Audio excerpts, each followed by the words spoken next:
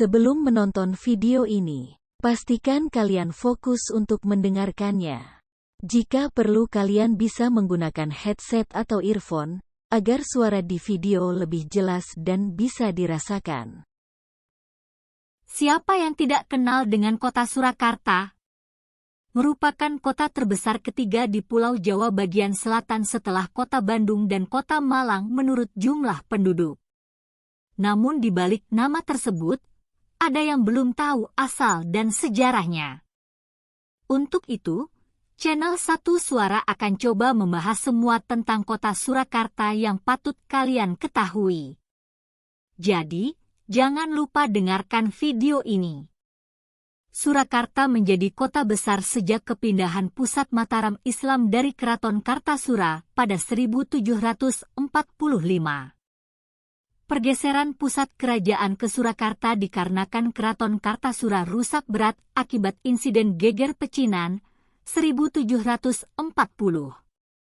Namun, awalnya istilah Surakarta belum familiar.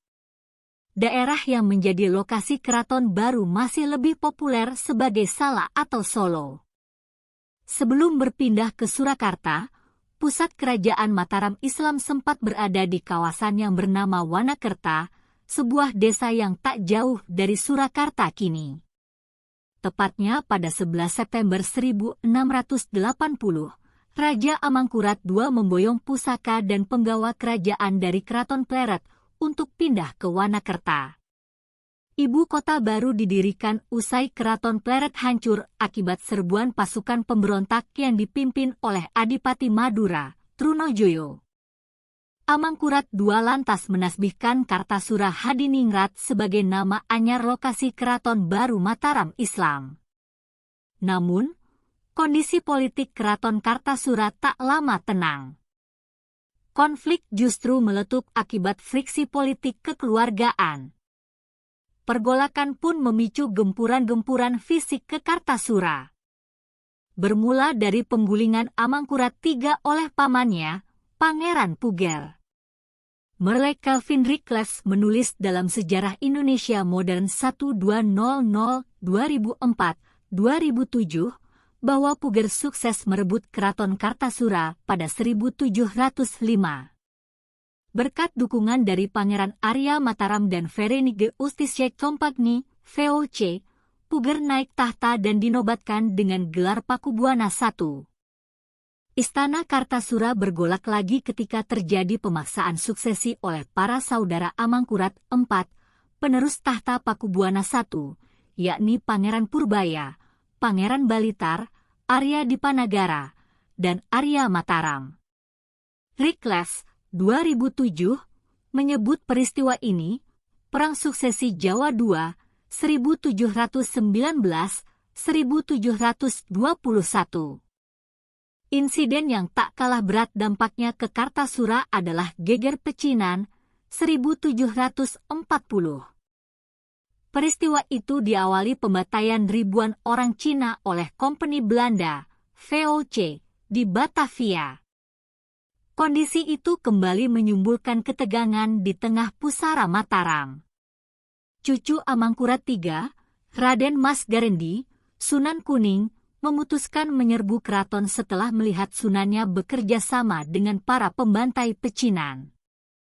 Dampak signifikan dari berbagai pertempuran ini membuat bangunan Keraton Kartasura rusak hampir di tiap sudutnya.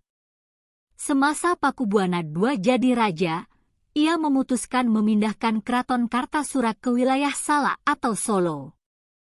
Hal ini tertuang pada Babat Sala, yang menyatakan Pakubuana II bedol ke Surakarta pada 1745.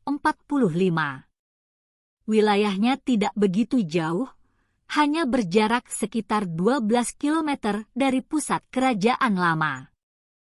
Di masa Pakubuana III, Surakarta menjadi pusat kerajaan berbeda, yakni Kesunanan Surakarta, setelah penandatanganan Perjanjian Giyanti pada 13 Februari 1755. Sodarisman Poerwokusumo dalam Kadipaten Pakualaman, 1985, menyebut bahwa perjanjian ini berisi ketetapan pembelahan wilayah Mataram Islam menjadi dua bagian. Keduanya adalah Kesunanan Surakarta yang dipimpin Pakubuwana III dan Kesultanan Yogyakarta yang dipimpin Pangeran Mangkubumi Hamengkubuwana I.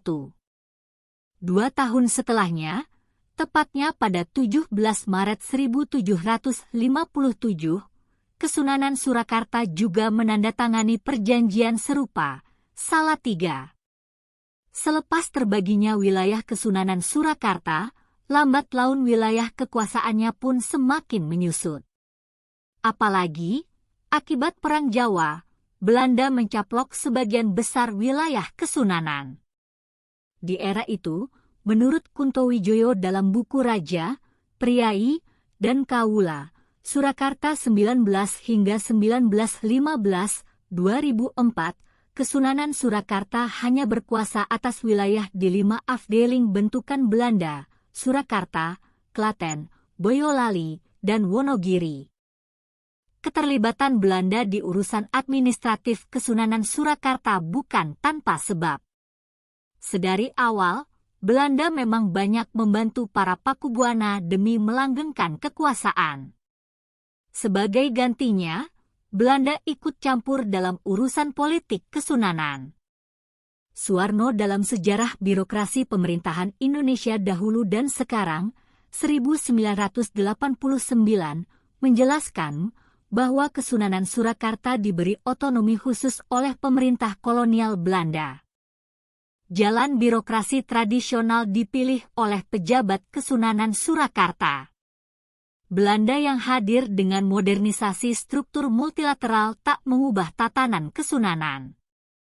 Pertimbangan pemilihan kursi jabatan tetap menganut asas monarki dan kekerabatan. Sebagai interpretasi simbol kerakyatan, alun-alun berada di poros utama kota. Alun-alun pertama Surakarta merupakan kawasan bekas rumah Ki Gede Sala, Tetua Desa Sala, pusat pemerintahan Kesunanan Surakarta. Di bagian baratnya, dibangun Masjid Agung sebagai simbolisme agama. Kemudian Sumbu Selatan ditempati kediaman sang raja.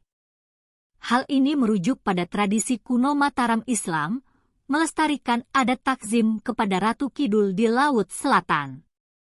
Di sisi utara, dibangun pusat kepatihan sebagai simbol pemerintahan.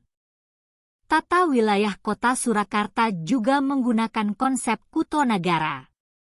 Dalam hal ini, administrasi wilayah dibagi menjadi 3. Pusat pemerintahan atau negara ditinggali oleh keluarga raja dan para sentana.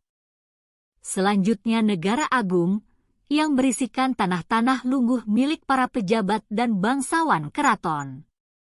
Terakhir, lingkup luar atau mancanegara merupakan daerah wajib pajak yang dikelola oleh bupati dan struktur lebih kecil di bawahnya. Ketika pengaruh birokrasi kolonial Belanda menguat ke pemerintahan Kesunanan Surakarta, tata kota pusat kerajaan pun sedikit berubah. Pusat kota beralih menjadi daerah industri, perniagaan, dan benteng pertahanan. Pemukiman pribumi diseret menjauh dari pusat kota dan ditempatkan di daerah luaran benteng Vastenburg. Setelah kemerdekaan RI pada tahun 1945, Kesunanan Surakarta meleburkan diri ke dalam tatanan administratif Republik Indonesia. Menukil dari catatan Andri yang berjudul Citra Pemerintahan Kota Surakarta dalam Arsip 2014, Hari Jadi Kota Surakarta diperingati pada 16 Juni 1946. Hal tersebut sesuai dengan pilihan Pakubuwana XII, Raja di Kesunanan Surakarta sewaktu menggabungkan diri ke dalam birokrasi RI. Sejak 16 Juni 1946, terbentuk pemerintahan daerah Surakarta yang berada di bawah RI secara de facto. Sebagai konsekuensinya, hak otonomi khusus Kesunanan dicabut. Lantas, standarisasi tata kelola pemerintahan disejajarkan setingkat kota. Dalam lingkup yang lebih luas, kota Surakarta masuk ke dalam Provinsi Jawa Tengah. Kota Surakarta kini dipimpin oleh pejabat kadipaten, wali kota. Struktur masyarakat yang semula homogen, didiami kaum pribumi saja, menjadi heterogen. Napak tilas heterogenitas sedari tampuk kolonial Belanda memerintah, masih kentara, hingga masa Orde Baru Soeharto. Urbanisasi besar-besaran ketika pribumi dapat bermukim di pusat kota memunculkan masalah baru, rakyat miskin kota. Lepas dari itu, pembangunan dengan asas modernisme digalakkan, ditandai oleh maraknya pabrik, ruko, pusat perbelanjaan, dan taman hiburan di pusat kota. Selain itu, simbol-simbol kota seperti monumen dan diorama juga didirikan. Meskipun telah dicabut otoritasnya sebagai wilayah independen, Kesunanan Surakarta tetap punya peran sebagai penjaga tradisi Jawa. Hingga sekarang, Surakarta tetap menjadi salah satu lumbung budaya tradisional Jawa. Nah, itulah segala sesuatu tentang kota Surakarta. Semoga bisa menambah wawasan kalian ya. Terima kasih sudah menonton dan mendengarkan. Jangan lupa subscribe channel ini. Jika kalian suka bisa like dan jika kalian punya saran tentang video kedepannya kalian bisa berkomentar di video ini.